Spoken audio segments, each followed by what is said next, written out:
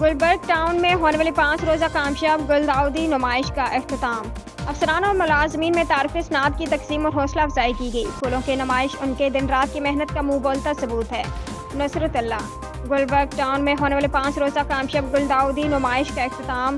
اختتامی تقریب میں نمائش کے کامیاب انعقاد پر افسران اور ملازمین میں تعارف اسناد کی تقسیم اور حوصلہ افزائی کی گئی۔ Gulberg town chairman Gulberg town Nusratullah, vice chairman Muhammad Ilyas, town municipal commissioner Abdul Hamid سحاق کی سربراہی میں ترقی کے سفر پر گامزن ہیں۔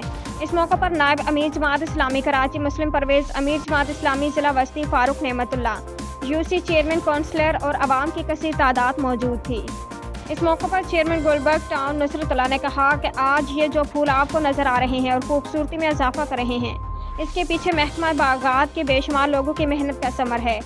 اس موقع پر ڈائریکٹر پارک محمد ندیم حنیف اور ان کے عملے کی تعریف نہ کرنا زیادتی ہوگی۔ یہ پھولوں کی نمائش ان کے دن رات کی محنت کا منہ بولتا ثبوت ہے۔ ہمارا مقصد گلبرگ ٹاؤن کے لوگوں کو بہتر سے بہتر خدمات پیش کرنا ہے۔ ہمیں علم ہے کہ لوگ بہت پریشان ہیں۔ ایسے ماحول میں پھولوں کی نمائش کے ذریعے لوگوں میں خوشیاں دینے کی کوشش کی گئی ہے۔